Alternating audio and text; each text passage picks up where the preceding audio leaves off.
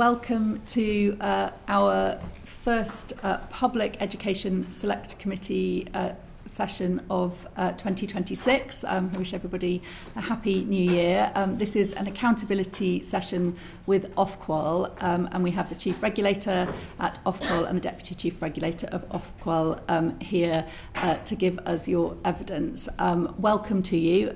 Would you like to make any opening remarks before we begin our questioning? I'm very pleased to be here, Chair, and have the opportunity to talk about Ofqual's work over the last year. A happy new year to all members of the committee, reciprocated, and very much looking forward to engaging in the questions. Thank you. Michael Hanton, do you want to introduce yourself? Good morning, everyone, and thank you. Obviously, Michael Hanton, Deputy Chief Regulator, pleased to be with you this morning. Thank you.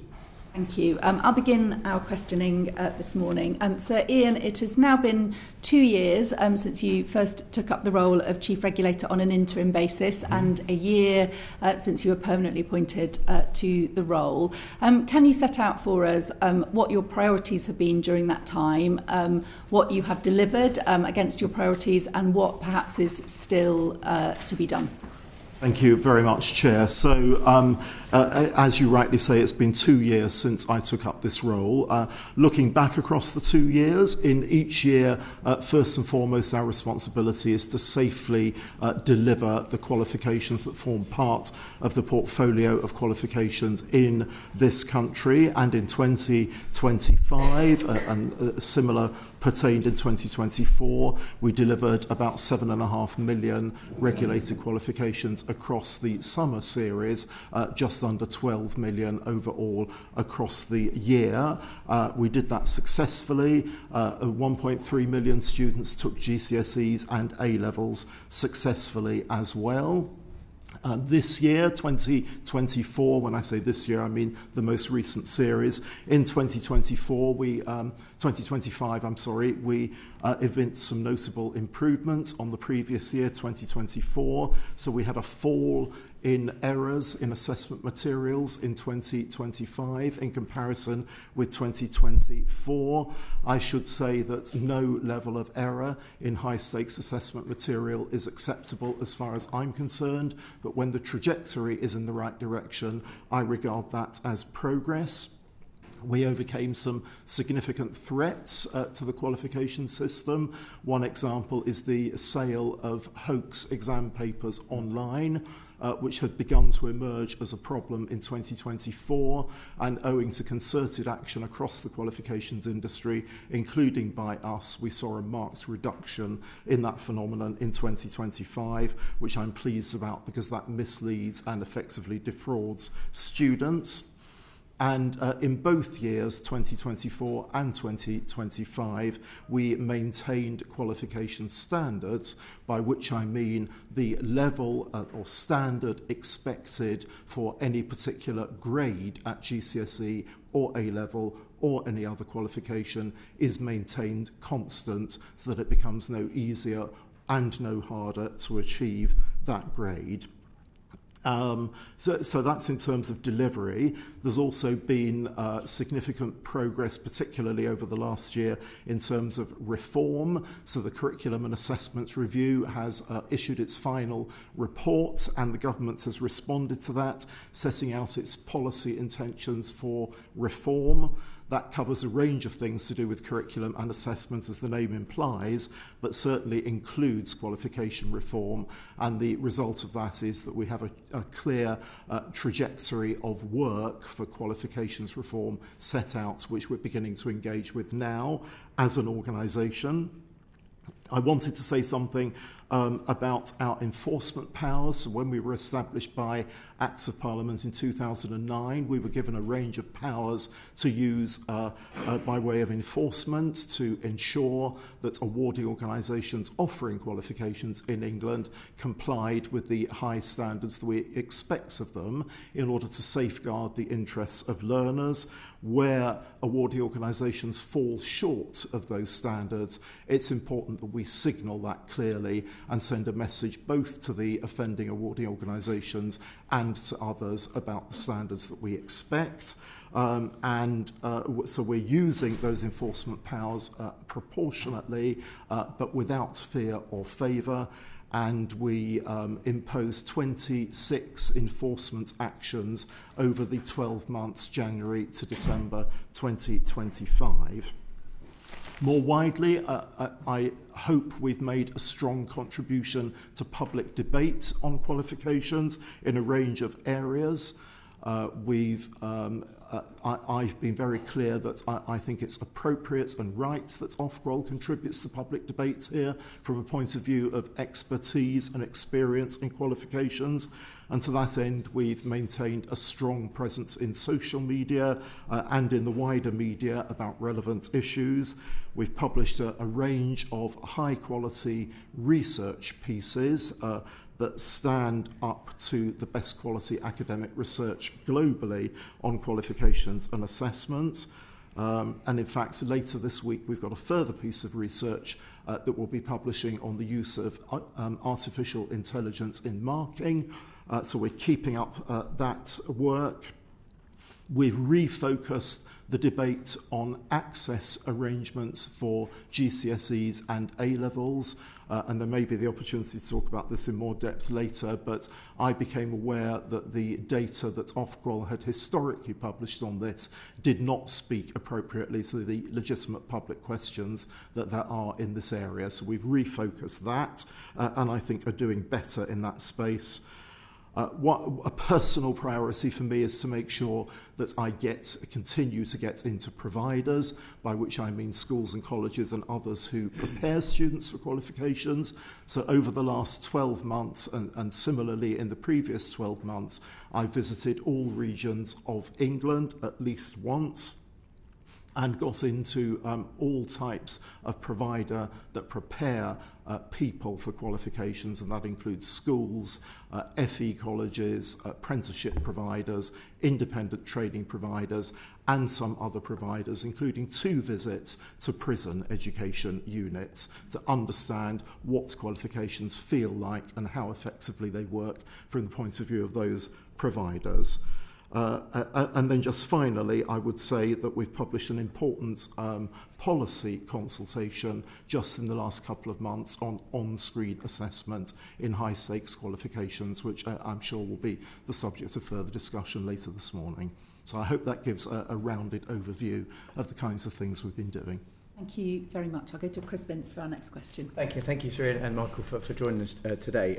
You were, Ofqual was an observer member of the Curriculum Assessment Review Panel, and you told us that this meant you couldn't be a signature to the recommendations. But could I ask what your views were on the review's recommendations and obviously the government's response? Yes, as you rightly say, I was chair and observer at the Curriculum and Assessment Review, so I was able to witness the deliberations of the panel and, where appropriate, offer expert advice or advice from the perspective of the Qualifications Regulator on areas where qualifications reform was in debate.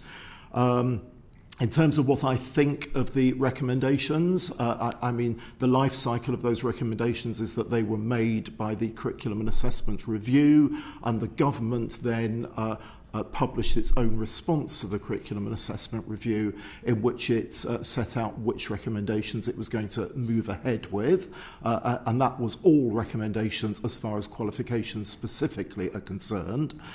So I'll comment on the recommendations in 2 broad categories, if I may, Chair.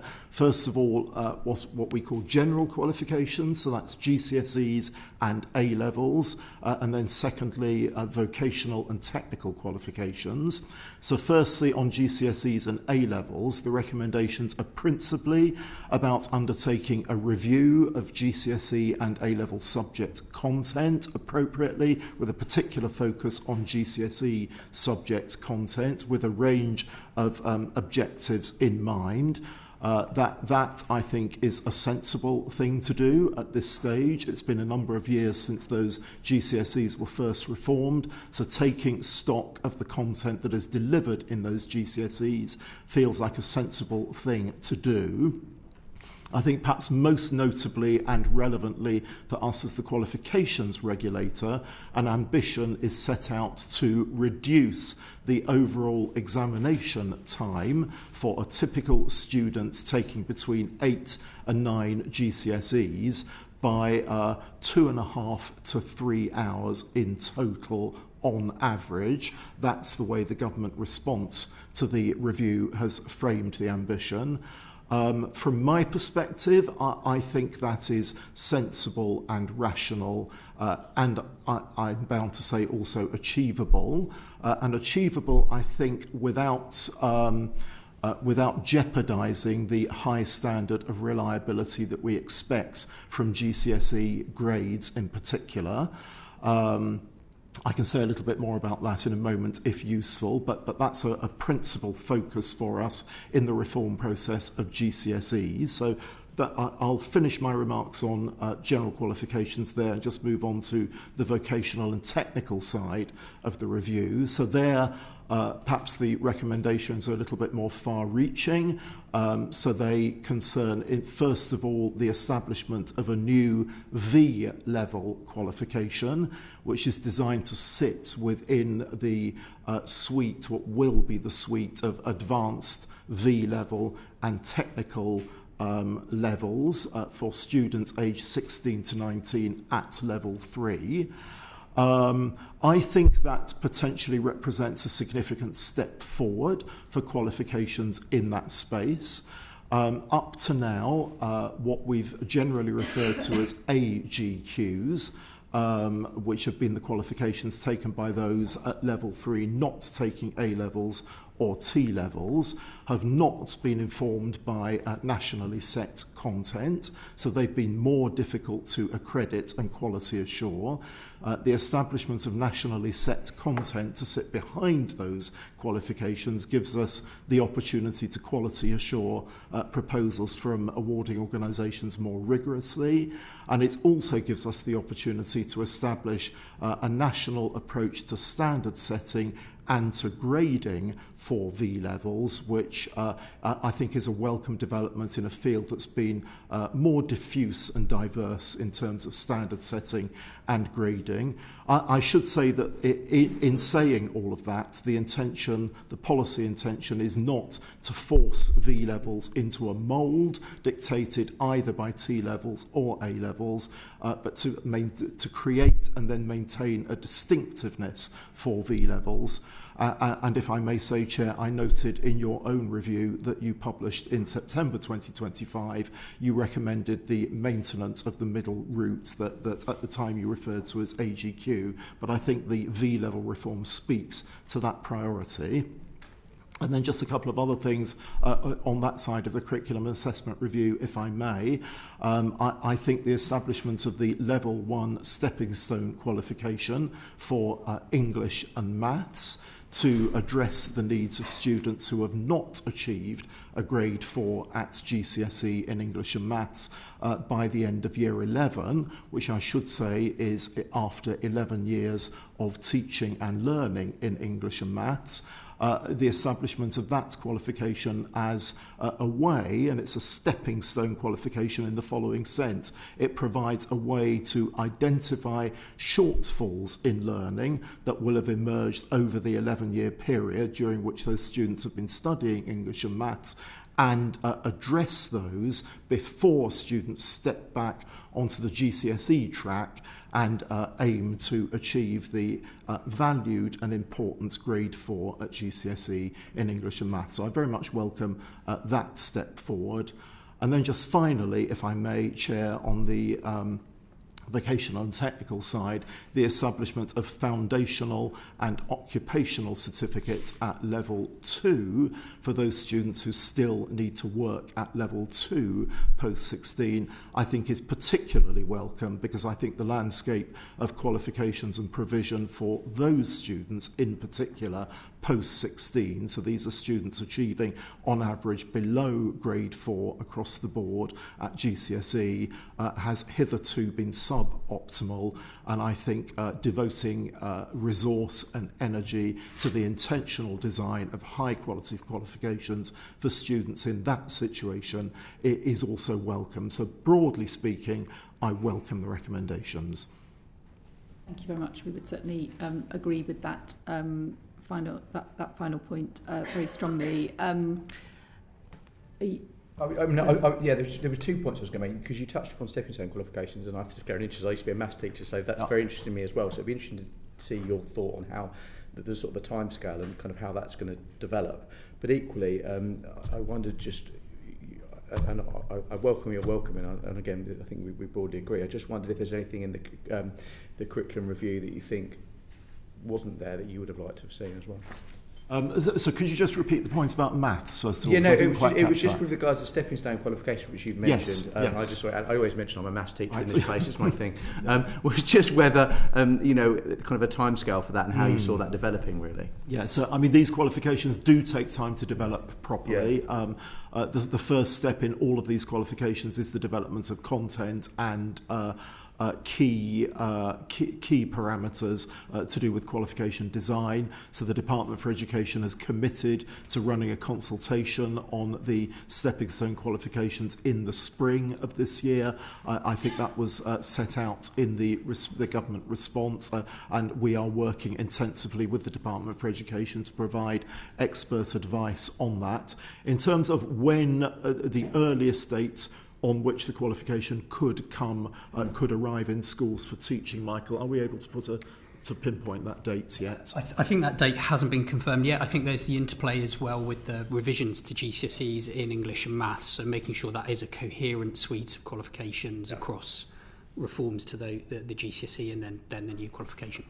Thank you. And then in terms of your wider question about whether I thought there was anything significant missing, no, I don't think there was, actually. I think the Curriculum and Assessment Review, what I witnessed was a very rigorous, very thorough overview of the whole curriculum, assessment and qualifications landscape in England. Every aspect of that was examined critically in an unbiased way using the evidence that was available, and I think the recommendations, the headline recommendations that the review has arrived at are broadly sensible. Just one final comment on the English and Maths qualifications, if I may, Chair. I notice in your own report on this, in which you express strong views about the treadmill of resits, with which I agree, and I agree with that because I think there is no point in a student who has spent 11 years studying English and Maths and only achieved a grade 1 or grade 2 repeatedly sitting an examination in the hope that by luck one day they might scrape enough marks to pass, and that's because achieving a grade 4 at GCSE in English and Maths is not a matter of luck. It's a matter of being able to demonstrate the skills, knowledge and understanding required. And I think you yourself said in your own report that it was important that the government also looked at the root causes of students making so little progress, such that they do only achieve maybe a grade 1 or grade 2, and trying to address that much earlier on. And I would say that goes right back to the first stages of primary education, because of course we know that there are still too many children leaving primary school not having reached the expected standard in English and Maths. So I think it tracks right back through primary, through secondary, to try to ensure that we don't have students who have got these gaps in their learning. And as somebody who has himself picked up a low achieving GCSE group in year 10 and year 11, it's absolutely alarming to discover how significant and how basic those gaps can be. Failure to understand basic place value, for example, in maths. So it's really important that that's addressed early, as well as having the right qualifications for what hopefully will become a small minority who still don't quite get there by the age of 16. Thank you very much. We'll go to Peter now for the next question. Thank you.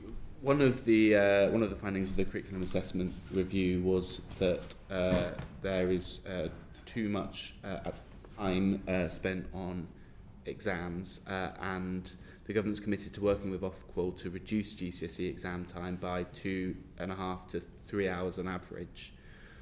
Be great to understand what that process is going to look like, and in terms of outcomes, are we looking at fewer exams, shorter exams, or both? So I think the answer is probably going to be a combination of the two, but probably shorter exams in most cases. Most GCSEs are assessed through 2 exams, some are assessed through 3, so there is an opportunity to consider whether 2 or 3 is the right number of exams in each case, and exam lengths do vary. They actually vary, interestingly, even in the current dispensation, between exam boards offering GCSEs in the same subject. So one of the exercises we did in the lead up to offering advice, Chair, to the committee in this regard was look across the subjects offered by a range of exam boards and basically try to answer a simple question. If a school, and the reality of this is unlikely, so it's a hypothetical question, but if hypothetically a school said reducing examination time is our number one priority above all other priorities in choosing an exam board specification, and we are therefore going to choose the shortest specification in each subject, regardless of all other factors. If we take the most common subject combinations, 8 or 9 GCSE subjects, it would already, in the current dispensation, be possible to reduce, on average, the assessment time by about 1.25 hours.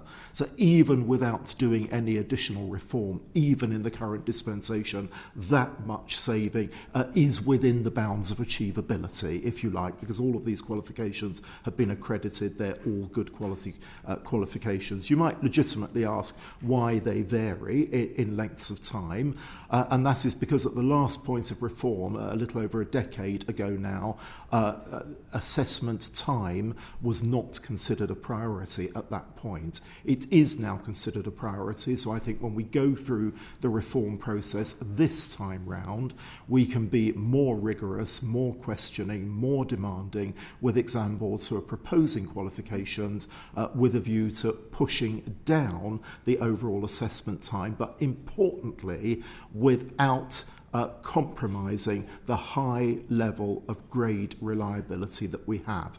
And there's a correlation between 3 things here. The first is the volume of content to be taught, so how much content lies behind the GCSE. The second is the reliability of the exam grade. In other words, how precise an indication does it give of the mastery of that content? And then the third is the assessment time itself. So we think that there is sufficient margin to make those reductions in overall assessment time, which, you know, are relatively modest in the grand scheme of things, but I think sufficient to be noticeable for students, to make those reductions whilst respecting the high level of reliability that we have for grades and without making overly bold assumptions about content reduction. Content reduction, of course, is a matter that sits with the Department for Education. Yeah, I hope it's helpful that you've set out that that clarification, because I think some people have a perception that this is about lowering standards, lowering the quality of the assessment. Of course, you can have as long an assessment you want on the same spec.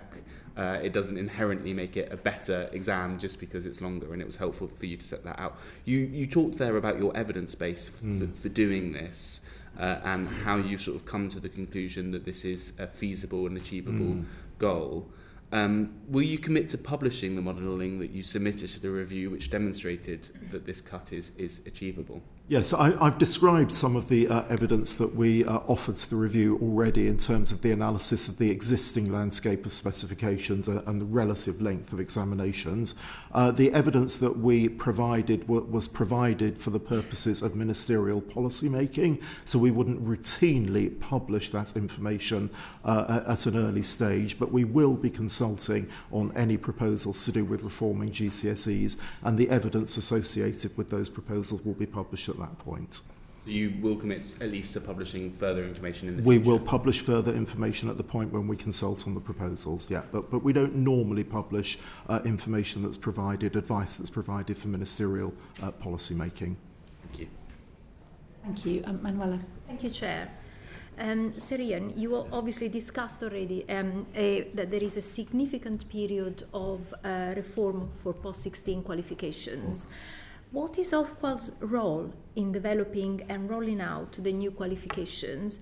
And can you update us on the progress that you made so far, and also whether you have a say on how inclusive these qualifications should be for all students' abilities and needs?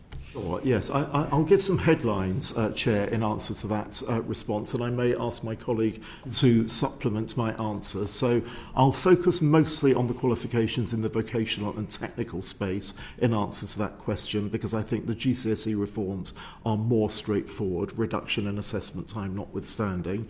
But in terms of V levels, the occupational and foundation certificates and the stepping stone qualification in English and maths, progress is being made on both of those. The first movers, if you like, in designing policy for qualifications are the Department for Education, because there are key policy decisions that have to be taken about the purpose of qualifications and about the content that sits behind them. So the lead agency at this point in all three of those strands is the Department for Education as they make those decisions.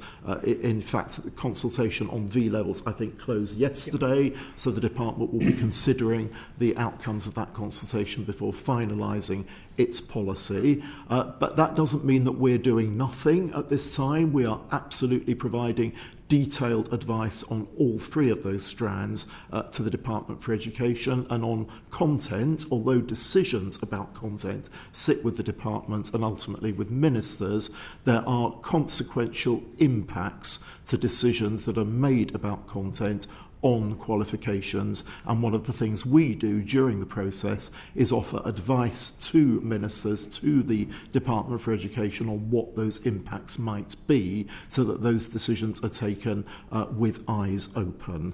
Michael, can you offer some further supplementary information to support my answer? Yes, thank you. So I would perhaps think about our role in three key ways. So first of all, we're really committed to making sure that the awarding organisations delivering these qualifications, that they are fit for purpose, they have the expertise and the right experience to deliver those qualifications. So that's a strand of our work. Secondly, we think about qualification design. So what's the purpose for these qualifications?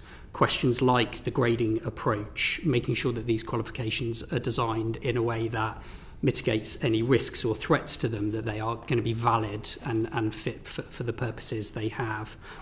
And then thirdly, thinking about the quality of those qualifications. So we'll be looking at the quality of these qualifications up front before they're taken by students, so we can ensure the quality of these new and important qualifications.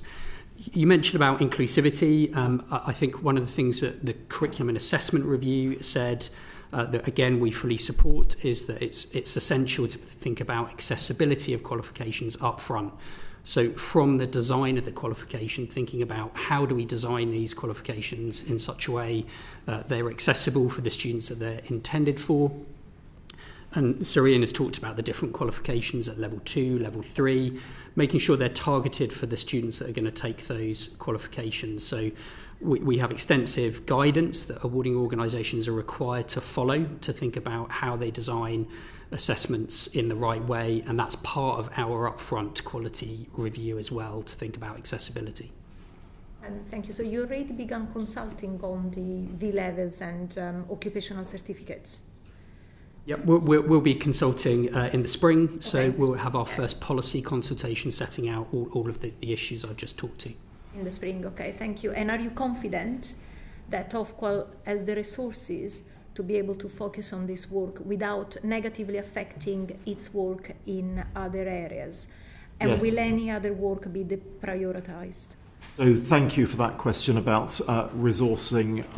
Chair, if I'll just say a couple of words about resourcing overall. We do have a settlement in the current spending review that, in common with all government departments, is not without challenge, but nonetheless we've been through a rigorous overview of our core work, and I can confirm that we're able to continue with all aspects of our core work and discharge that effectively. The new work that is associated with qualifications reform is complementarily funded by funding from the Department for Education, and what I can say is that providing that funding is forthcoming, as discussions have indicated it will be, then we will have sufficient resource to deliver the reforms without compromising any other core aspects of our work. Thank you. Back to Chris. Thank you, Chair. AI, I'm just going to talk briefly about AI and technology in terms of assessment. Obviously, there's real opportunity here, but I know that the curriculum review highlighted the risk of using generative AI, particularly in coursework. And I'm also aware that Ofqual was conducting some research to understand the implications of AI for qualifications and assessment. So I just wondered if you could touch upon where you've got with that research and just really how you've been able to sort of look at the risk, the concerns that obviously the curriculum review highlighted in terms of AI in coursework. Yes, absolutely. Thank you for the question about artificial intelligence. So there are probably three key points that I want to make about artificial intelligence. The first is the use of AI upstream from the points where students take qualifications within the qualifications industry. This is the positive bit. So there are lots and lots of opportunities for exam boards and awarding organisations to use AI to support with quality assurance, to reduce costs, to improve efficiency, and we are very positive about all of that work that we encourage exam boards to do, because it basically makes qualifications more secure, less error prone, and it can help support the quality assurance of things like marking and indeed the quality of set papers. The second area is artificial intelligence used for the marking of scripts. So on that, and as I alluded to earlier, we will be publishing a specific piece of research on that later this week. But in short, that maintains the position that we've taken hitherto, which is that we don't believe that AI is yet ready to undertake sole marking of student work. That's not to say it has no role in marking. It can be used to quality assure, detect, for example, unexpected patterns in examiners' marking and so on, but not sole marking of student work.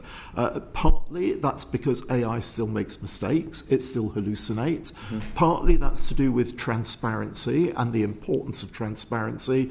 If I'm taking a high-stakes qualification, I think it's right that I can ask why the examiner awarded me mark X or mark Y. It's difficult to do that when the marking has been done basically by a complex series of algorithms inside an impenetrable black box. And the third reason is the importance of challengeability. So it's a principle of natural justice in qualifications that if I think the grade I've been awarded is wrong and doesn't match my recollection of my performance, I should have the rights to challenge that and ask for a different human being to take a view of my work and determine whether or not they agree with the determination the original marker has made. If you think about what that looks like in the event that AI has done the marking instead of a human at that primary level, it feels quite complex and difficult.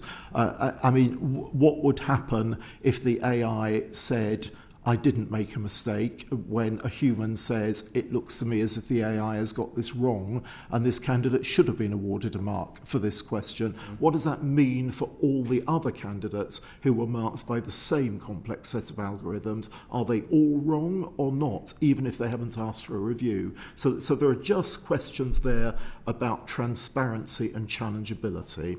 So that's the second broad area to do with AI. And the third broad area to do with AI is malpractice and AI, and I think this is maybe what you were primarily alluding to in your question. So, Chair, if I can just take that and make a few comments on that.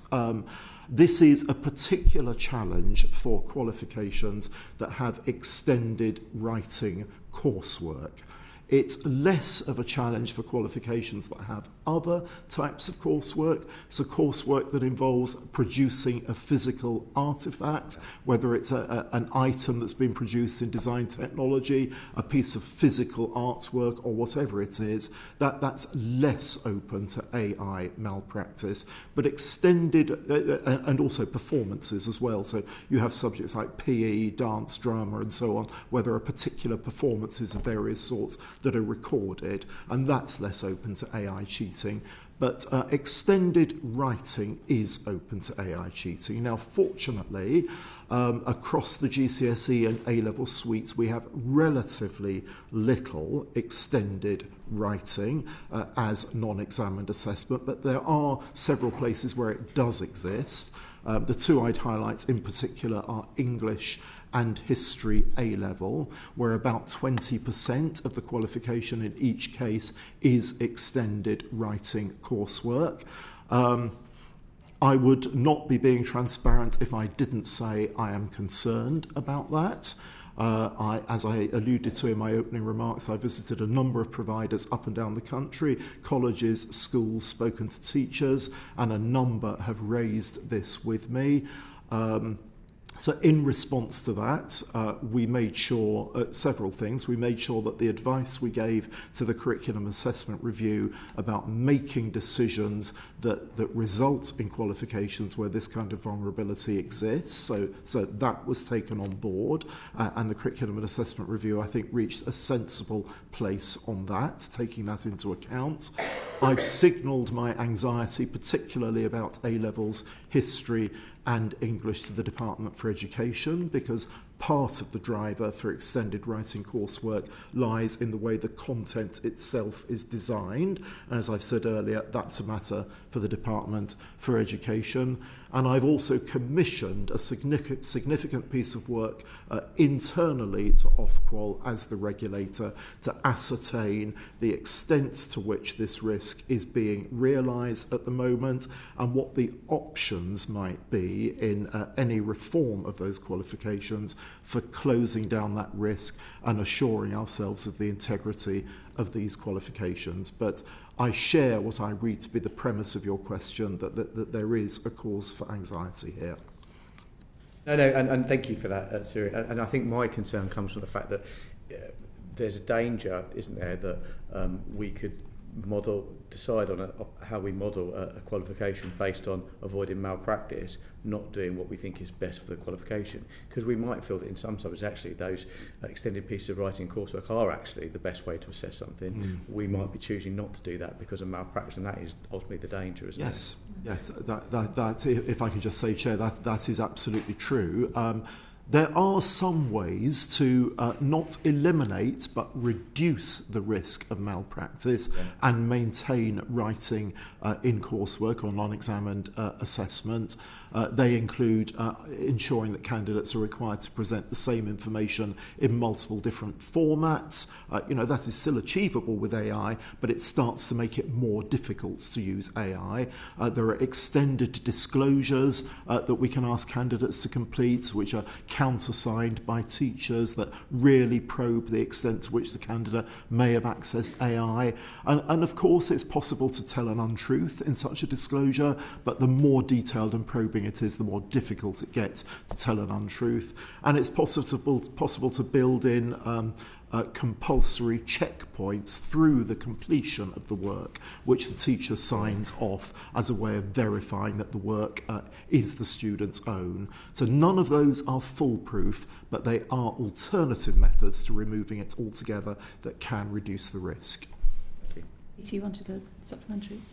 Just on the multifarious uses of AI, and I should say at the outset, I declare an interest as the chair of the APPG for schools and the APPG for classics.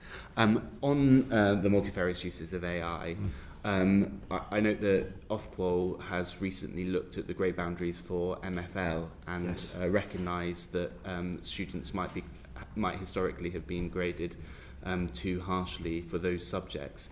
Is one of the uses you're looking at to use AI to see across other subjects whether there might be other sort of anomalies if you look at a particular cohort of students receiving lower grades in particular subjects compared to others, spot those and then address them? Because I know that one of the challenges with dealing with that issue has been the difficulty of building an evidence base around it. Yes, so you're right to reference the work that we did in German and French GCSEs. That was initially begun in 2019, in fact, and completed post the pandemic. And that was to answer the challenge about whether or not it was harder to achieve higher grades in GCSE French and German than it was in other subjects, unduly harsh. We didn't use AI in doing that work, in fact. We used traditional data analysis and standards analysis methodologies. And the conclusion we reached at that point was that it was slightly harder in French and German to achieve a particular high grade than it was in Spanish. So we committed to making some adjustments to the grade, the standard of work expected to get those high grades in German and French, to bring that standard in line with that in Spanish, because it felt like a natural comparability within that suite of GCSEs. Would we use AI to expedite the work in other subjects? I don't see any reason why we wouldn't. I have to tell the committee we've not done so hitherto, that we would be at the beginning of that journey, but that's something we can certainly look at. Can I ask, so I think it's pretty common practice now for students to use AI to mark their practice work. So they run an essay through an AI piece of software to find out how they're doing. What advice would you give to students about that practice and the kind of reliability, the accuracy of the picture that they're getting about their own work as they're preparing for public exams? I think it's very good if students are undertaking practice work and seeking feedback on it. All I would say about AI, because there are multiple versions of AI available commercially, lots of different ways in which that can be done. I would encourage them to seek corroboration from an experienced teacher, as well as any feedback they might get from AI. I visited, as I said earlier, a number of schools and colleges recently, and I remember particularly a visit to Reading College in Berkshire, which has done some quite advanced work in the use of AI to support students and to mark their work and give them feedback. And I was impressed with what I saw. So these were students principally taking English GCSE again in Year 12 and Year 13. The teacher had a large class and had developed an AI application that was able to support the teacher with the marking of work and feedback to students in order to speed up the turnaround for students so that they could progress more rapidly. It was good quality feedback, but it was very much designed and supported by an experienced teacher. So I see no problem with students using the resources available to them online, but I would say make sure you're on the right lines by checking in occasionally with your teacher as well. Don't attempt to replace your teacher with AI, because that might lead you into difficult waters. Thank you. Darren. Thank you, Chair.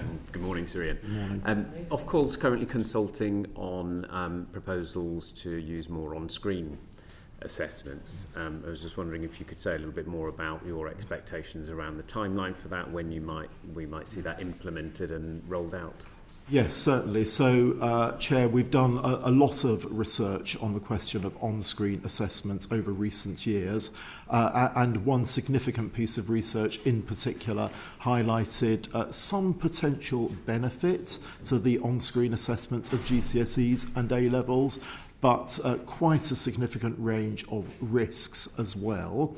The situation at the moment is there is no formal regulatory method by which we could prevent an awarding organisation bringing an on-screen assessed qualification to market. Now, our appraisal of the various risks and challenges involved in on-screen assessment led me to conclude that we should, in fact, have a method to control the entry of any on-screen assessment into the market and therefore delivery in schools. So the current consultation is first and foremost about a proposal to give ourselves the powers to manage the entry of any on-screen assessment into the market. We've taken what I think is a relatively conservative approach. So the first principle is no on-screen assessment unless they meet certain criteria or fall into certain categories. So first of all, it's a locking down and a safeguarding of the system as it is now because of all those risks and potential difficulties associated with on-screen assessment. And then it's a very judicious potential opening up in a number of areas. So first of all, we have taken off the table, in line with a steer from the Secretary of State, all general qualifications with current entries of over 100,000. So that basically at GCSE takes out English, maths, combined science, physics, chemistry, biology, French, Spanish, history, geography and business studies. If you look at the most common combinations of GCSEs that students do, they are by far the most common qualifications that are taken. So it's a very judicious proposal with regard to GCSE. At A level, we have one qualification which exceeds 100,000 in entry, and that's A level maths. So that's taken off the table as well. And then the second control that we put in place is limiting the number of specifications that any exam board may propose to a maximum of two per exam board. We have 4 exam boards, so should all of those materialise, that's a maximum of 8. Just in terms of what that looks like as a proportion of the total number of GCSEs and A-levels offered, we have I think it's 180 GCSEs and A-levels. Is that 270 GCSEs and A-levels. So that maximum of 8 is approximately, well, it's a very small percentage, basically. That's the second control. And then the third control is that any such proposal, of course, would not be automatically approved, even if proposed. Those specifications developed by exam boards would need to go through a rigorous accreditation process from us, where we would make a determination about whether they were fair, could be introduced without, for example, exacerbating existing inequalities, gaps, were deliverable in schools and so on, and of good quality, and all the usual things about being a reliable indicator of students' knowledge, skills and understanding of the specifications. So in short, research tells us that while there might be some advantages, there are a range of risks. Happy to say more about the risks if that's useful. Therefore, we need to control entry into the market here. We currently have no methodology for doing that. This is first and foremost about giving ourselves the power to have a methodology to control entry into the market, and then it's about potentially, and this is a policy consultation, a genuine consultation, it's potentially about opening up some limited avenues whereby some qualifications could come to market with all those conditions.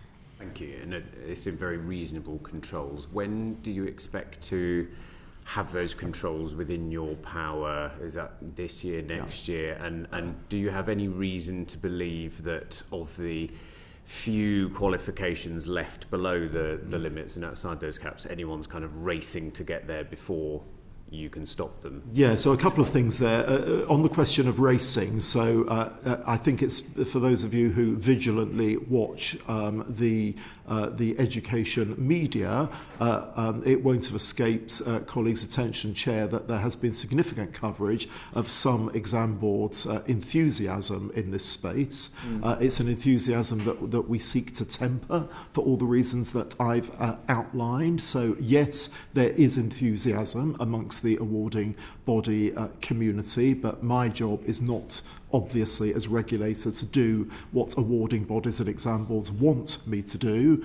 Quite the opposite. My job is to safeguard the examination system in the interests of students and indeed society and the economy in this country. So yes, there is racing. How long is it likely to take? Well, the current consultation is a policy consultation. It's only the first stage in the consultative process. That closes on, I think, the 6th of March this year. 5th of March, yes. 5th of March, thank you, this year. After that, we'll consider the results of that consultation. I detect from observing the public debate on this issue that there will be a significant response to that consultation. If we decide to move ahead, and if is an important word in that sentence, then the next stage will be to consult on the technical changes to our rules, which have the force of statute, of course, that would do the things that we propose to do, either as we consulted or in an amended form. And that would again need to be a full 3-month consultation.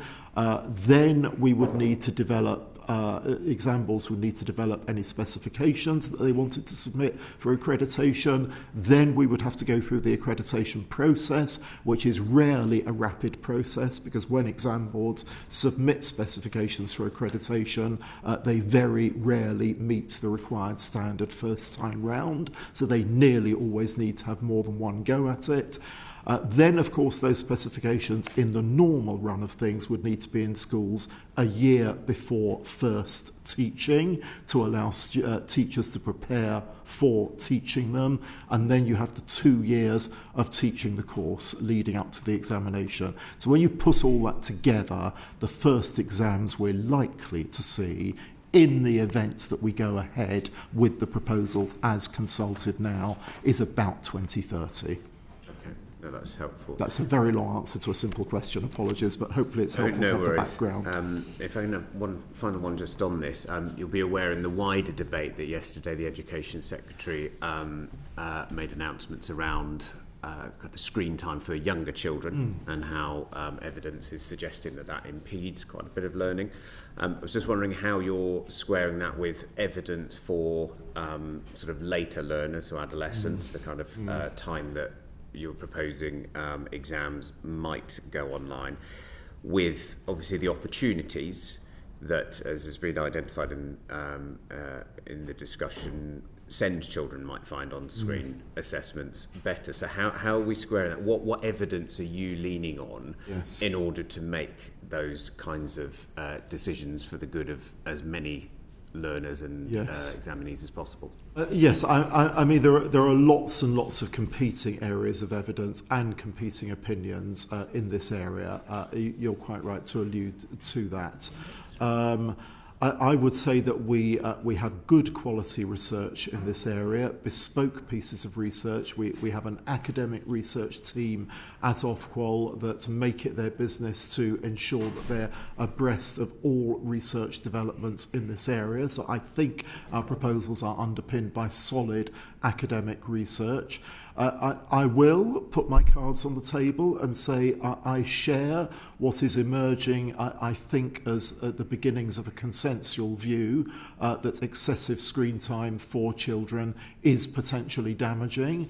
And I'm mindful that in proposing that there could be, albeit in the very controlled way that I've described, some assessments at GCSE or A-level on screen that might be seen to be supporting more screen time. I don't think that is the case for the reasons I've described. The volume that we're proposing as a maximum is so restricted, I don't think it will have any impact on those older children. But yes, I share the concern about young children spending too much time both on screens and on particular forms of on-screen applications, including particularly damagingly, I think, social media, where children expose themselves to the judgment of potentially millions of other people, which the human brain was not designed to cope with, probably at any age, but certainly not as a young child. Thank you. Just following on from the previous questions, what assessment have you made of schools' capacity to implement on-screen assessments and the level of investment that will be required? Yes, so for that question relating to the capacity in the school estate, basically, I mean, just to begin by saying this has been the concern that I think underpins the premise of your question has been certainly a matter of discussion with schools and colleges that I've visited over the last year. And if I can once again allude to the visit to the Sixth Form College in Hampshire that I made recently, I spoke to the exam secretary and said, what would it be like from your perspective as somebody organising the public exams for a large number of young people taking A-levels and other qualifications at 18 or 19 if any significant proportion was done on screen? And I detected a certain blanching and then, you know, as is typical, a series of very practical concerns, like where do all the laptops come from? How do we manage in an exam hall? What about extension leads? What about if it doesn't work on the day of the exam? So all of these practical things that I think it's sometimes easy for policymakers sitting above all of this to ignore. When you actually get in to grassroots institutions and talk to the real people that have to deliver these qualifications, that all becomes very real indeed. And that indeed, it absolutely underpins why we're making this, why we're first of all taking this in hand, because my view is we cannot allow on-screen specifications to begin to saturate the market in a way that is uncontrolled, whereby we don't have the tools to manage the volume of this, should it happen at all. And secondly, the extent to which we open the sluice gates to this in the first instance is very minimal indeed, to make sure that anything that is allowed to enter the market is very small scale and therefore sufficiently manageable for schools and colleges. Obviously, the provision of infrastructure in schools and colleges is a matter for the Department for Education, and the Secretary of State's steer letter that accompanied our consultation has been published on this, where the government makes its own comments on its ambitions for IT and its take on the IT infrastructure of schools. But, you know, we have to deal with the world as it is, and the world as it is for teachers, for exams officers, for head teachers and principals, is that this does feel quite challenging, which, as I say, is why the approach we're taking is a very controlled approach. Thank you. And on the back of that, do you think there's any risk that some schools might consider dropping some subjects if they aren't sufficiently supported to offer on-screen assessments? I think the risk of that happening is low. In many cases, not all cases, but in many cases, there is more than one alternative. So we do have a market of awarding organisations and exam boards. We have 4 exam boards. I deem it not to be impossible, but the likelihood to be very low of all qualifications in a particular subject moving on screen across all exam boards. So I think one of the strengths, complexities, but also strengths of a market-based system for qualifications is that there is choice and diversity within qualifications. So I think those choices will still be available to schools. Yeah, it's not impossible. The risk may be low, but you could potentially end up with a situation where in one subject all of the exam boards go on to a screen, and actually there'll be some schools who don't have the funding to cover that. Well, I think the subject that's most likely to happen in is computer studies, computer science, where we already have some on-screen assessments, in fact. But beyond that, yes, you're quite right to say that that is not a theoretical impossibility.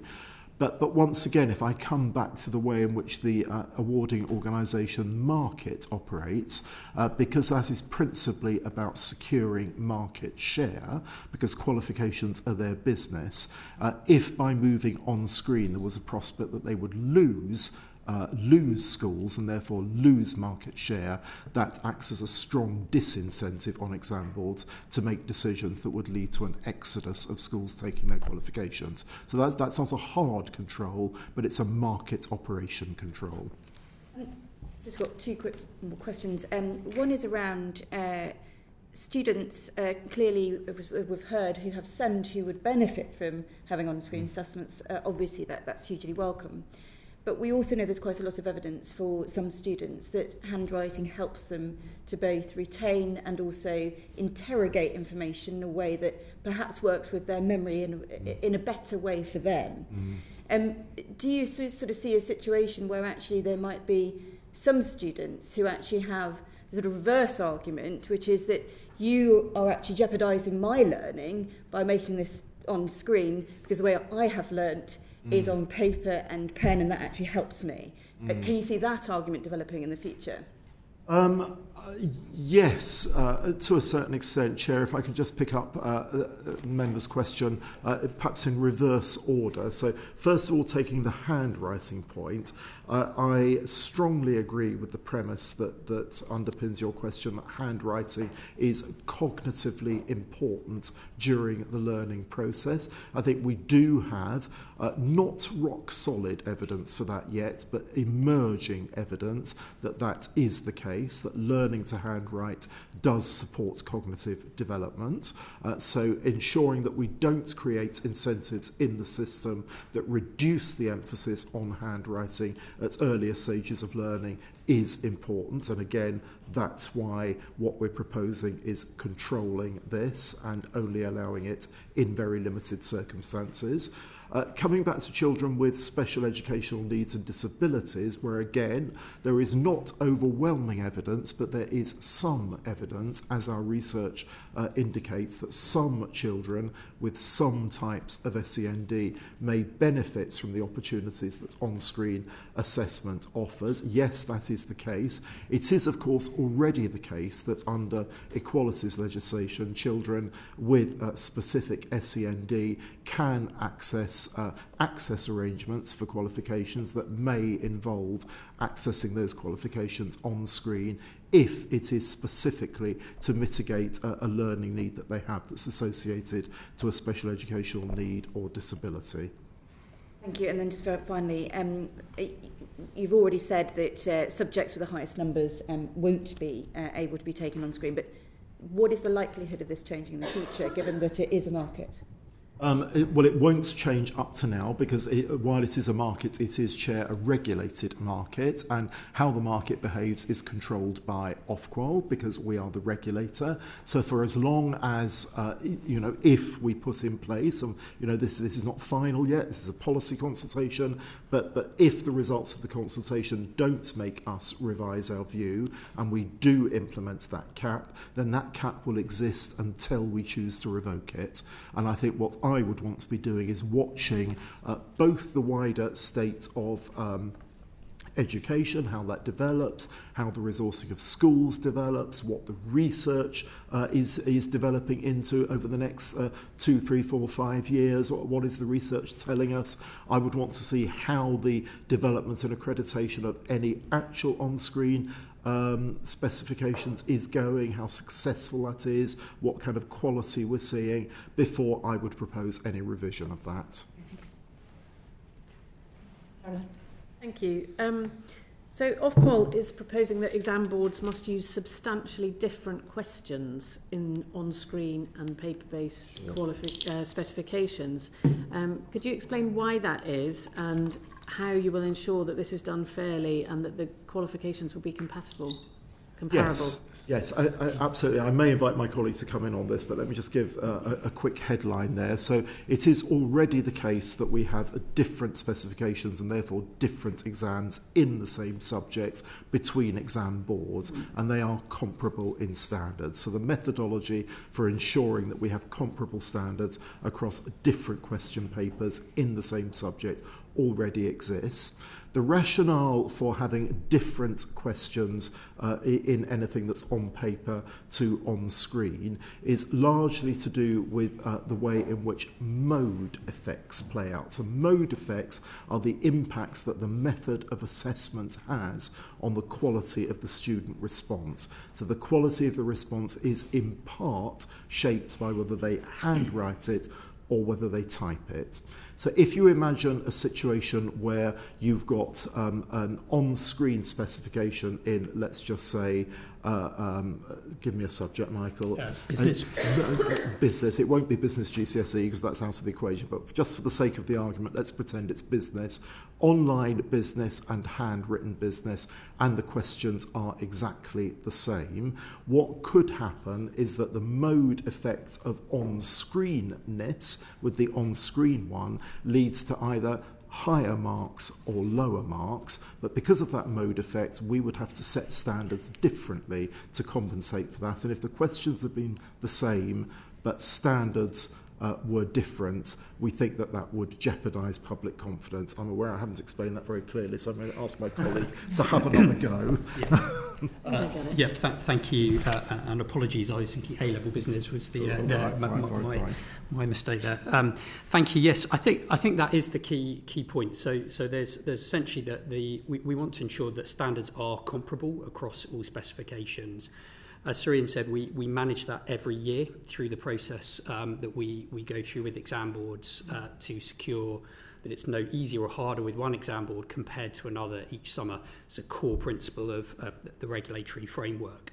That's actually easiest to achieve when they're independent specifications where examiners are looking at the quality of work as it's been presented through the mode of assessment that students have taken. And then that's aggregated and looked at by examiners alongside the range of other evidence that they have. So essentially, it's the most effective way to maintain standards. I think alongside that, actually what we're also interested to do is to make sure that exam boards are taking the best opportunities of digital. So actually we don't want them necessarily to be constrained by taking exactly the same questions and simply replicating them on screen. So actually to have the opportunity to think about how items are presented on screen, making the best use of the digital technology that they have. So there's those two arguments. I think just the sort of final control, again, Surian has mentioned this. This is exactly what we'll be looking at in our accreditation process. So we'll be looking at how are you going to ensure standards are maintained across the different forms of assessment on paper, digitally. How are you going to ensure that the difficulty of those questions is appropriate? We'll be scrutinising that up front as part of our approval process. Okay, thank you. So your own research highlights that on-screen assessments could give students from wealthier backgrounds an unfair advantage over others. And how are you going to monitor the impact of this? And if students are negatively affected, what changes could you make? Yes, so once again, the risk of that happening is one of the reasons why we need to take this in hand and prevent an uncontrolled entry into the markets of on-screen assessment. So that tracks back to the headline principle that we need to have the tools to manage this so that we can control it.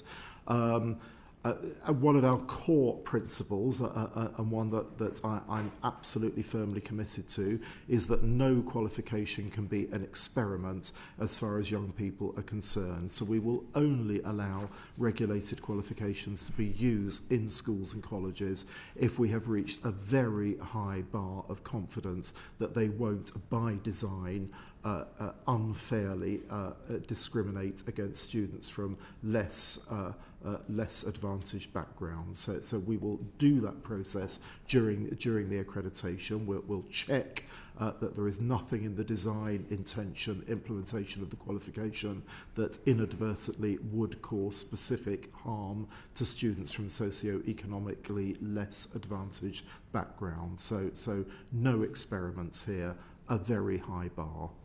Probably fair to say, though, that schools in richer areas that have more income, possibly private schools, will be more able to offer online assessment because they will have the IT equipment to do it. Yes, but they'll have very little opportunity to do it precisely because we'll allow so little of it to exist in the system.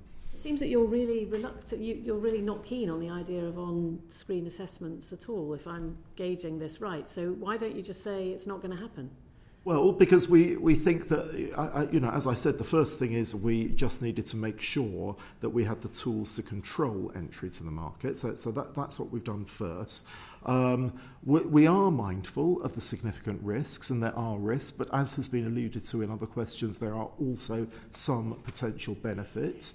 I think technology is moving fast. I think it's a plausible argument to say many aspects of life are increasingly on screen, despite all the concerns we hear about that.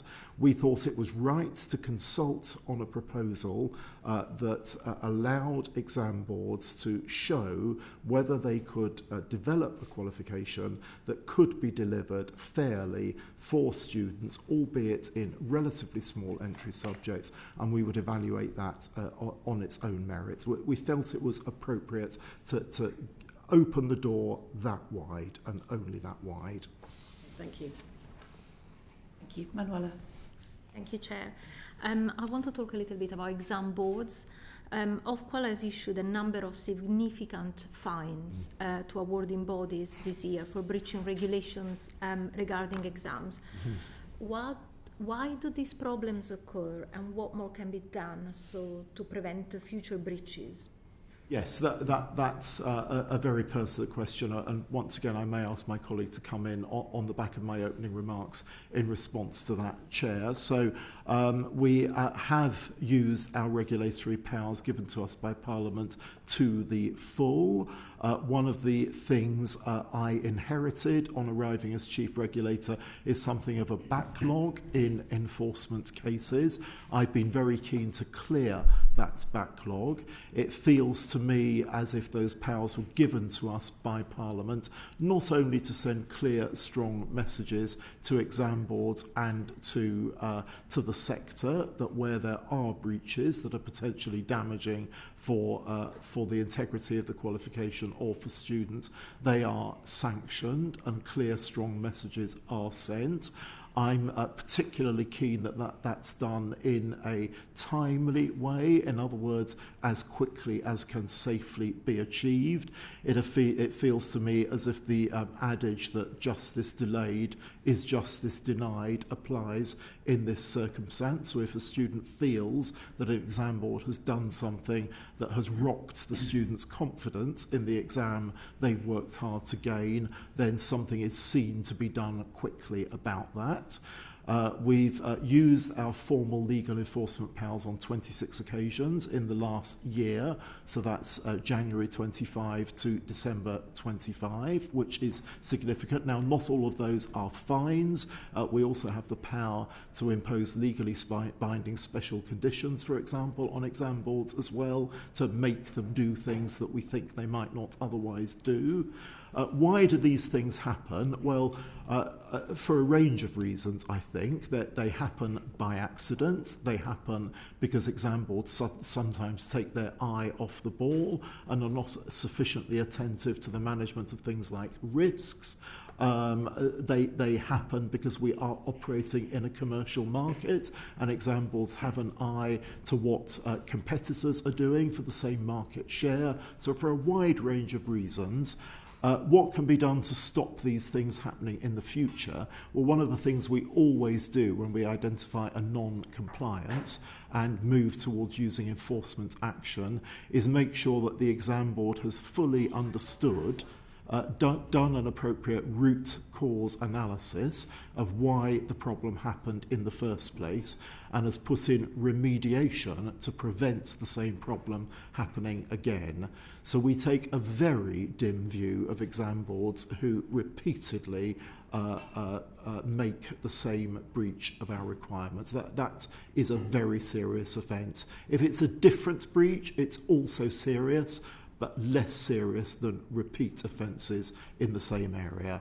And we do have the power to escalate the scale of our penalties where exam boards are not learning from past non-compliances and are making the same mistake a second time. Okay, thank you. So can an exam board or an awarding body that is making the same mistakes year after year, can they be disqualified? Yes. I mean, if you like, the nuclear option is to withdraw recognition. So formal recognition gives the power to an exam board to offer regulated qualifications. If we withdraw recognition, then that would mean that the qualifications that exam board does can no longer be funded in state-funded institutions in England. So that is a nuclear option, and we would always consider the impact that would have on students taking those qualifications at the time, but it is ultimately a sanction that is legally at our disposal. Thank you. So many of these breaches occurred several years ago, 2016, 2017, 19. So the delay in Ofqual issuing fines is because of this backlog. Yes. But how has the backlog formed? Well, the backlog formed for probably a couple of reasons. Partly because of COVID. So during the COVID years, little enforcement activity took place. That was a situation I inherited as chief regulator. And partly because, and I hope I can say this, the priority has not always been speedily bringing enforcement cases to a conclusion. But one of my personal priorities is to ensure that where there is non-compliance, it is speedily brought to enforcement. For the reasons that I alluded to earlier, my view is that justice delayed is justice denied. If I took an exam and somehow the exam board messed it up, and I have been caused stress and anxiety as a result of that, I don't want to wait for 3 years before I see something done about it. I want something done about it in the current academic year. And that's the view I take as somebody who has worked with young people in schools for many years. Thank you. Lastly, it was reported in the summer that you were scrutinising Pearson's approach to A-level maths, following concerns about this year replacement papers. What updates can you give us about the results of this scrutiny? Sure, yes. So this resulted, so Pearson is the largest provider of maths A-level in England. Maths A-level is the largest A-level in the country with a little over 100,000 entries. It has 3 components, so 3 papers 1, 2 and 3. Following paper 1, there was some speculation on social media about the potential predictability or apparent familiarity of questions in paper 1. As a result of that, Pearson took the decision to withdraw the paper they'd originally lined up to be paper 2 and replace it with a different paper. When that paper was sat, there was further negative speculation, negative commentary rather, by students, particularly on social media, about the range of topics that had been covered. So we analysed all of that. The conclusion we reached was that the examination taken together, so that's papers 1, paper 2 and paper 3 that was sat subsequently and not affected by any of this, did give an accurate indication of the skills, knowledge and understanding of the content. So the grades we deemed to be reliable.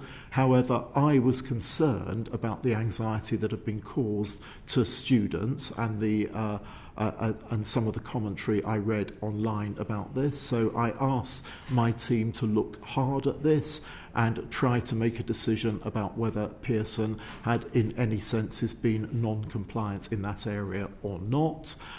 We've not quite yet finished that piece of work, but when we do, it will of course be published in the normal way. Thank you. Thank you very much. Darren. Thank you, Chair. The exam boards that you regulate obviously exist in the context of the real world and its threats, and one of those threats is an increasing number of cyber attacks on public sector bodies. The National Audit Office has deemed this to be a threat which is severe and advancing quickly. So just wonder how confident you are that the cybersecurity arrangements across all of the bodies that you regulate are sufficiently robust. Thank you for that question, Chair. I'm going to, with your permission, invite Michael Hanton to take that. Yep, thank you. I think the first thing to do would be to recognise the point you've made, which I think 2025 demonstrated to all of us that there is no industry, no sector that is immune to cyber threats. So I think that's absolutely true for the exam industry as well, unfortunately. I think in light of that, We are very focused on the threat of cyber issues and attacks on the exam industry. We're very grateful for the work and the support that we've had from the National Cyber Security Centre. So we've worked closely with them and also with exam boards too. So they've been supporting our work in that regard.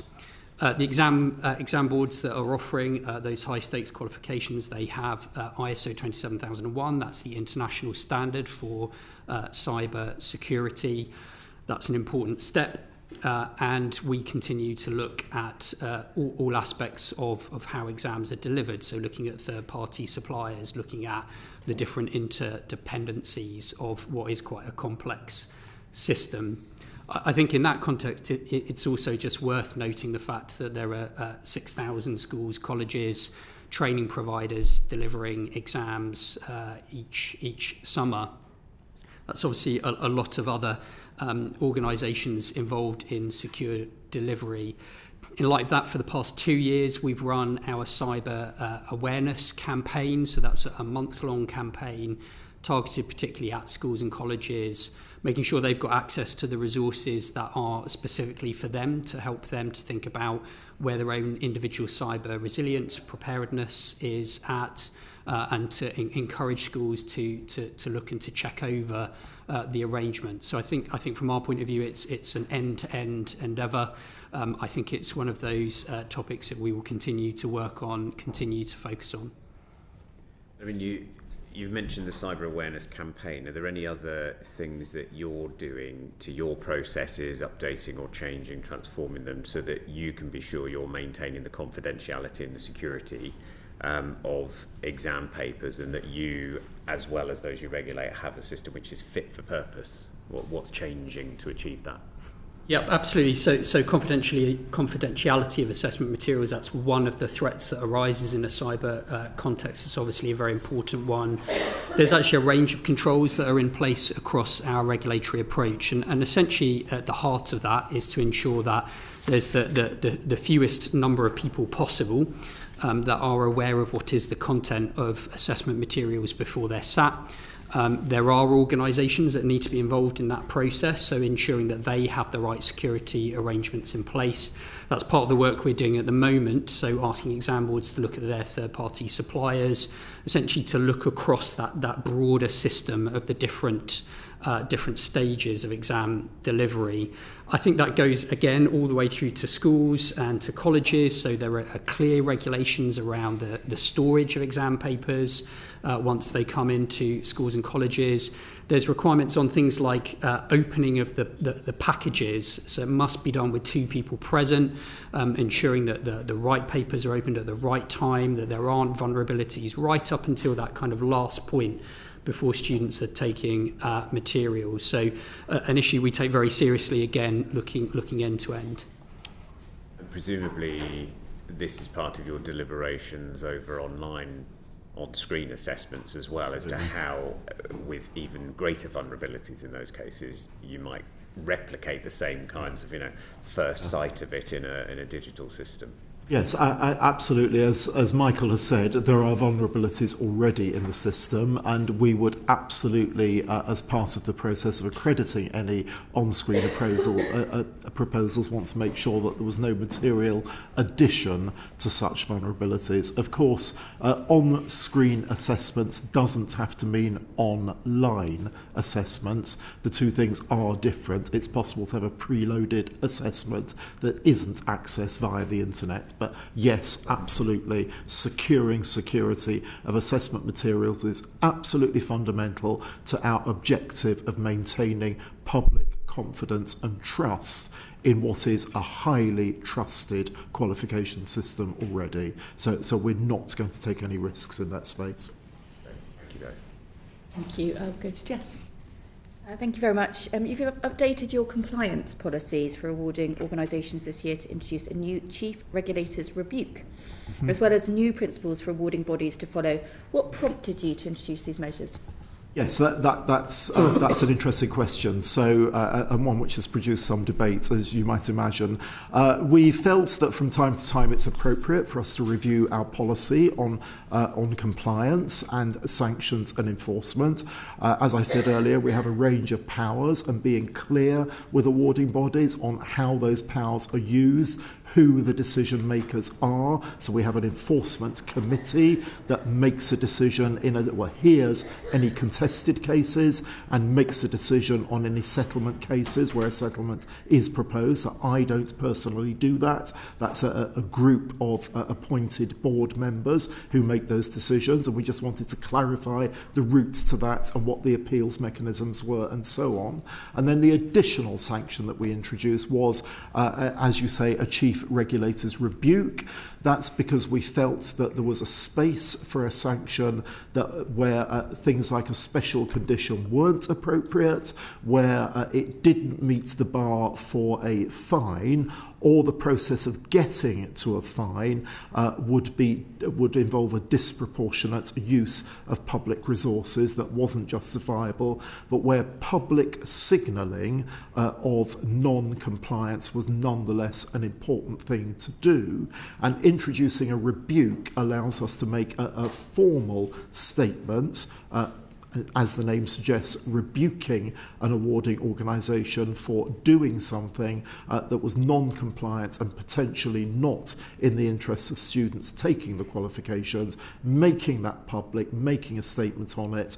But as I say, in cases where it either doesn't meet the threshold for a fine or whether getting to the point of a fine could involve disproportionate use of public resources. So it's an addition to our regulatory enforcement toolkit. Have you issued any rebukes? Not yet. The tool was introduced. Not yet. So you don't know whether it actually does anything yet? Because it sounds a little bit like we consulted, just telling someone off and we might just not care. Yes, I mean, interestingly, we consulted on it, and when we consulted on it, we got very sharp feedback from awarding organisations who said they would find it a very difficult thing to receive indeed.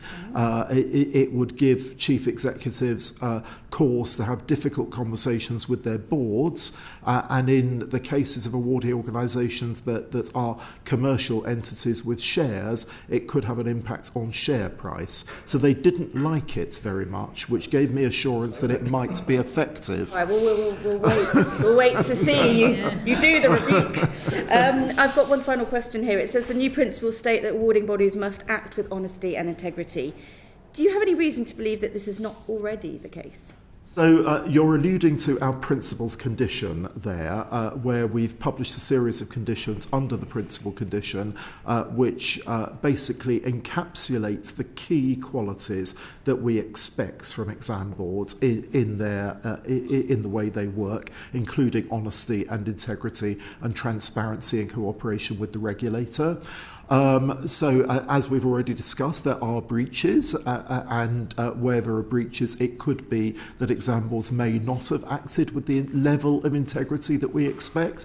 But really what the principles were intended to do was extract from the general conditions of regulation the high-level principles that effectively inform the conditions that follow. So there's nothing new in the principles like honesty and integrity. They are already effectively implicit in all the conditions. But one of the reasons we felt it would be useful to extract that and headline those principles is to support awarding organisations in dealing with novel situations which may not quite fit the exact wording of any of the conditions now. They could go up a level and refer to those principles and think, is this course of action at least in line with the principles, even if we can't quite make it match the other conditions. And secondly, one of the things we've been doing over the last couple of years is supporting governance in awarding organisations, and governance bodies in awarding organisations are often not familiar with the granularity of the conditions, but we felt it would support governors in holding their own awarding organisations to account if we were able, in relatively straightforward language, extract those high-level principles and equip those in governance roles to provide challenge to their executives. Thank you. Serena. Thank you, Chair. So Ian, in your opening address, you referred to inaccurate data on access arrangements that will lead to legitimate public questions. So let's consider that in a little bit more detail. It's been claimed that Ofqual knew about the problem with the statistics on access arrangements for at least 2 years before any action was taken. Why did it take so long for investigations to begin? So what Ofqual has historically published, Chair, on access arrangements is the data that is provided to Ofqual by exam boards of access arrangements that are in force in the year in question. Now, when an access arrangement is granted in a school or college, it's granted for a period of 26 months. The rationale for that is clear. If you get an access arrangement at the beginning of May in year 11, it will expire at the end of June in year 13, and for all sorts of workload reasons, you then have an access arrangement that covers, in a traditional setting, both GCSE and A-level.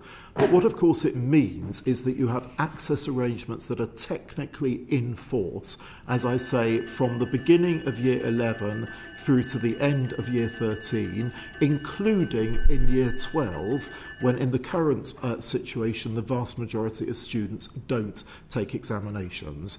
So while the data that we were publishing was published in good faith, the access arrangements in force at the time that the publication related to received from exam boards, what I realised with a degree of clarity was that that data was not answering the basic public question, which I think the public legitimately has, which is what proportion of students taking their GCSEs and A-levels in 2025 did so with the support of an access arrangement. Quite simply, that's the question the public has, and follow-up questions from that: is it rising, and if so, why is it rising? Is it the right proportion, and if so, why is it the right proportion? You can't address any of those questions unless you have the clearest possible answer to the question: what proportion of students in this year had access arrangements? We weren't answering that question, quite simply, and potentially we were risking misinforming the public debate. So we took the decision to withdraw those statistics, not because they misrepresented what exam boards had told us, they didn't do that, but they weren't accurately answering the question that the public had. So the work we've been doing since then is to try to ascertain exactly what proportion of students have access arrangements in a particular exam year in question. Let's take 2025 as an example. Now, that might sound like an easy thing to do, but unfortunately it's not. Access arrangements are done historically by exam boards working together, actually by a system that originally was designed some years ago by the Department for Education, but a different system to the exam entry system. So the exam entry system in schools and colleges happens normally through the school's own management information system. So it's very accurate. It's benchmarked against the actual names of students on roll. All of that is clear. But then you have this access arrangement system that happens separately.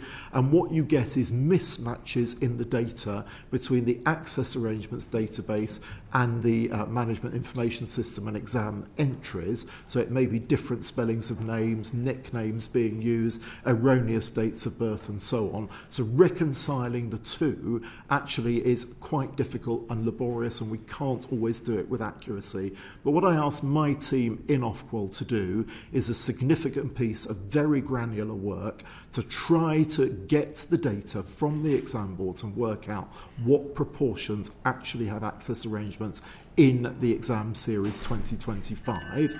So we've done that to a certain extent, but unfortunately we haven't got a precise figure.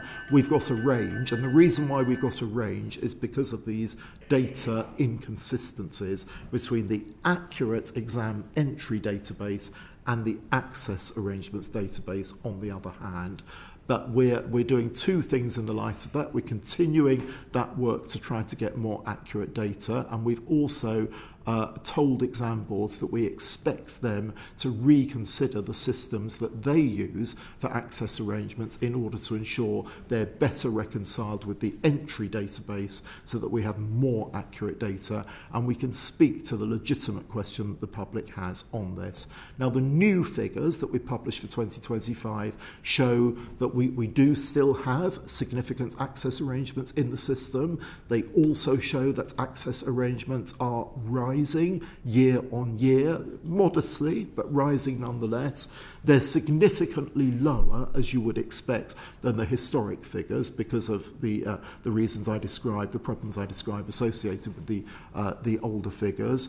And importantly, and this is also a topic for public debate as well, the figures are still higher in independent schools than they are in state-funded schools.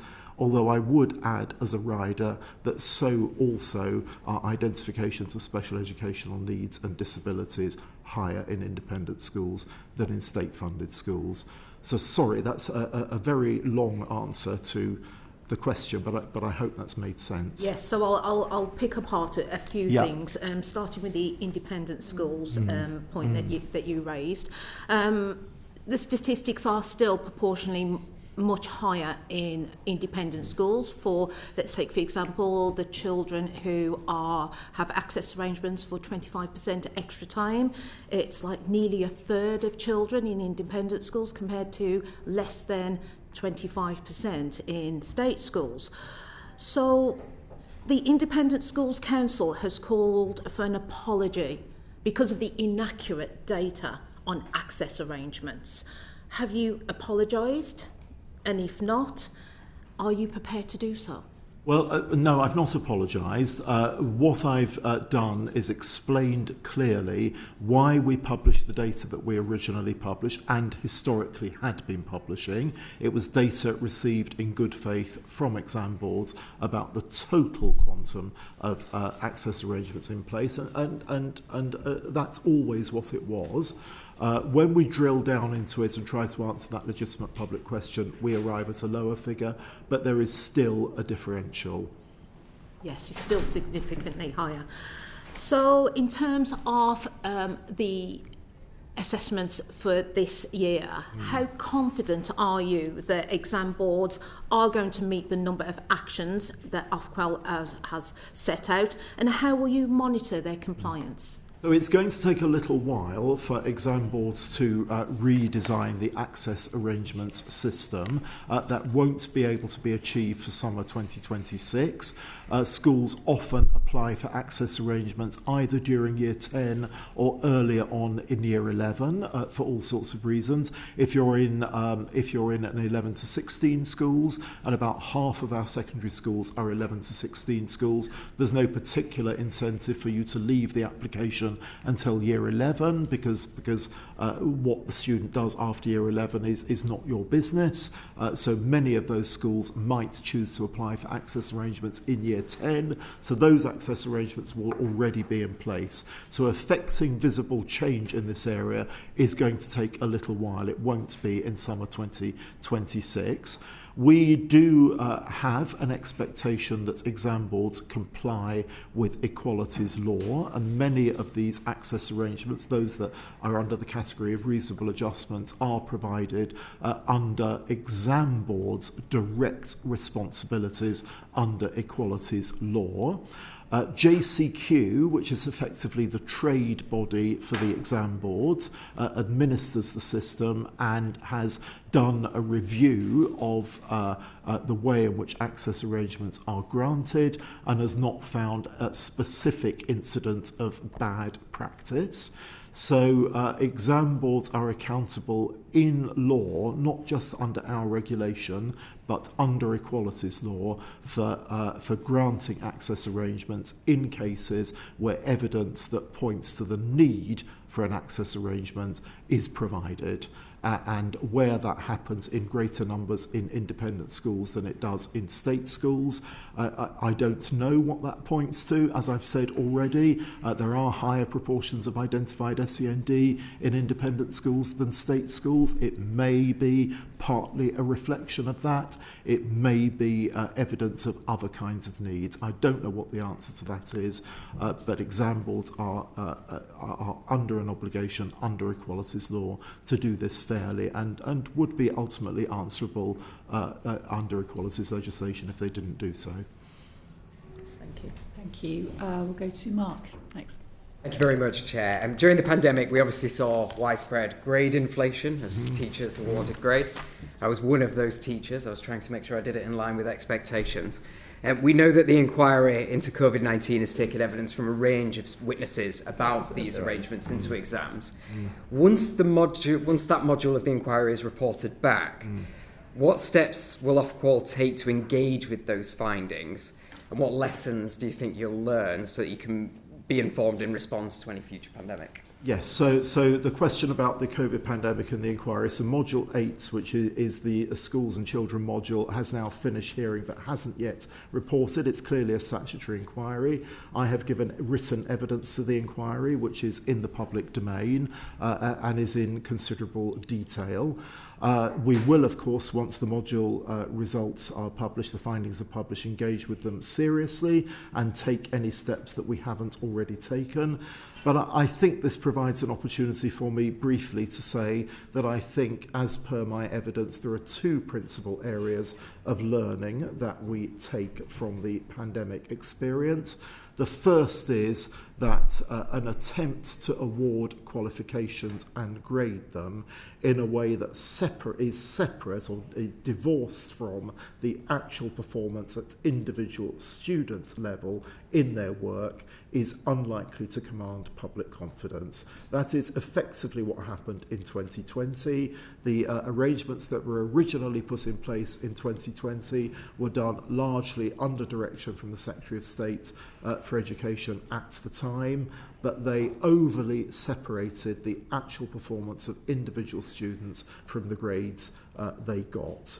That didn't hold public confidence, and a principal learning I take from that experience that any such approach in the future is equally unlikely to hold public confidence. They have to do exams then in a future pandemic. So at the beginning of the pandemic, our advice to government was not to cancel exams. So in the event they were still cancelled, our preference will always be that students should take exams if it is at all humanly possible to do so, because that provides the only robust, fair way to award qualifications based on students' performance. If it is impossible to take exams, and this moves on to the second area of learning that I wanted to talk about, then there needs to have been pre-planned, pre-scenario planned ways of dealing with qualifications awards in the absence of exams. They are likely to be imperfect. As you've already alluded to, we did see grade inflation in 2021. That was an imperfect system, but it did at least hold the link between student work and grade received. So one of the things we've done, two broad areas where we've been active in this. One is to impose a resilience condition in our statutory framework. That's condition C2.6, which requires exam boards to ensure that schools abide by our advice and retain evidence of student work within their examination course that we could have recourse to should we need to evidence for awarding qualifications, and holding that link between grade and work. And the second area of activity that we've undertaken is, as I alluded to earlier, detailed scenario planning for the cancelling of exams at a range of different points in the school year and in a range of different ways, and with an eye to whether or not there's a likelihood that exams might be able to happen, or might be able to restart or happen in some shape or form. Now, no actual scenario is going to directly match any planned scenario, but at least having a range of planned scenarios enables us to look at what possible recourses there are in the event that exams are cancelled. But I do need to underline, Chair, that without exams, the awarding of qualifications will be an imperfect exercise. But as I say, holding that link between individual student performance and grade is something that we have learnt from the pandemic. I think it's also helpful for me to underline, which I did in writing in my evidence, that for the anxiety and stress that was caused to students in the summer of 2020, we are sorry. I don't want to make any bones about that, but the background and how we got to that point is documented in detail in the written evidence. As I say, once Modulate reports, we will of course look at the findings with interest, and if there is any further action for us to take, we will of course take it. If somebody was interested, where might they find these detailed scenario planning? So we haven't documents? Published those yet, Okay. but that's work that we do internally. Okay, understood. Thank you. Thank you very much, Caroline. Thank you. I'd like to ask you about the British Sign Language GCSE now. So the new GCSE in BSL was set to be rolled out in September last year, but Ofqual didn't start consulting on the assessment regulations until April, and there has been huge disappointment in the deaf community about the length of time it's taking to bring this GCSE into existence. So what was the reason for the delay? Yeah, absolutely. So I'll just give a headline, if I may, by way of response, Chair, and then invite Michael Hanton to give some more detail in answer to that important question. We are absolutely committed to to playing our part in bringing the British Sign Language qualification to schools, ensuring that we have done all the policy work that we need to do to ensure that the subject content that the DFE has developed can be developed into a specification by exam boards. Michael, can you give a bit more detail on timelines, please? Yeah, thank you. I think perhaps the place to start is to say that in November 2025, we confirmed all of our regulatory requirements. So in essence, everything is now in place for exam boards to develop a GCSE in British Sign Language. I think perhaps the point I would reflect on is a GCSE in British Sign Language. It's obviously vital that this stands up alongside other GCSEs, that it's a rigorous, high-quality qualification. I think alongside that, we were very committed to working closely with the deaf community and making sure that we were drawing on expertise in terms of how to develop this qualification. There's a couple of quite interesting, quite unique features about BSL as a language. So there's no written form, for example, and also there are regional variants. So in terms of designing a qualification, there's some quite particular challenges in terms of how it needs to operate and to do that effectively. It did take some time to work with the deaf community to do that, to make sure we had a qualification that reflected the genuine needs of the deaf community, also looking at some of the content around the culture of the deaf, of BSL as a language and its place in the deaf community. So I'm pleased that we were able to do that work. It did take some time to do that. As I say, everything now is in place. All of that work is complete and ready for the next stage. There was an article in Schools Week which said that AQA have said they don't want to offer it, and there are 3 other exam boards who haven't said yet whether they will. So there are concerns that there may be no exam board that wants to offer it. And what steps can you take if that's the case? Yep, so as you say, there are 4 exam boards currently recognised to offer GCSEs in England. They're making their own individual decisions about what qualifications they offer, and also obviously there are new qualifications, as we've talked about this morning, from the Curriculum and Assessment Review. We don't have the power to force an exam board to offer a particular qualification. That's not something that rebuke them if they don't do it. Gosh. We can only rebuke them, Chair, for a regulatory non-compliance, and unfortunately it wouldn't be a regulatory non-compliance. It would be effectively a commercial and market decision. I think I would just say, though, I know there's been some commentary on this as well in the press amongst the deaf community, that there is the opportunity for an awarding organisation to become recognised, to offer a GCSE in this particular area. So that is a route that is open, and we would welcome conversations about that. It could be an organisation that just does BSL, GCSE and nothing else. There's no legal obstacle to a new awarding organisation coming forward that isn't currently recognised to deliver GCSEs and asking to be recognised to deliver a GCSE specifically in British Sign Language. That could happen. Is that quite a lengthy process for them to get recognised, or? It depends. This is the piece of string answer. It depends how strong they are and how ready they are for recognition. I mean, GCSEs, as Michael has alluded to, are high prestige qualifications, and we would want to make sure that British Sign Language GCSE stood muster against all other GCSEs. Yeah. It was of the same quality at the same standard, so there would be a bar the sort of awarding organisation would have to meet, but it's not impossible that could be met. Okay, thank you. In 2022, our country offered a welcome to people fleeing the war in Ukraine, and since then 27,000 children have been displaced. And together the 7,000 from the wider diaspora, there are a huge number who've been identified as wanting to take Ukrainian GCSE. But instead, many parents feel that their children are being forced to take Russian instead, which is clearly a very unsatisfactory situation. Why has the progress on achieving a Ukrainian GCSE been so slow, despite so many calling for one, including the Children's Commissioner and the Education Ministers last year in June 25? Yeah, so I mean, this is essentially the same answer as or parallel answers to the one about BSL. We don't have the power to make an exam board offer a GCSE or an A-level, or indeed any other qualification. Once the subject content is developed, which is the DFE's responsibility, an exam board needs to step forward and develop a specification.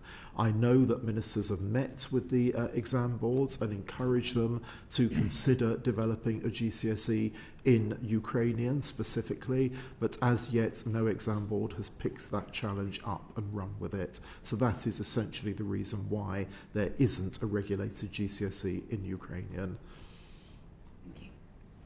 Thank you very much. Is there anything else that you'd like to bring to the committee's attention this morning? I don't think so. I think it's been a wide-ranging and, from our point of view, helpful discussion. Thank you for your questions. I hope our answers have provided clarity and assurance for members who have posed them. Thank you very much for coming to give your evidence to us today. We'll look forward to seeing you in a future session. That brings our session for today to a close. Order.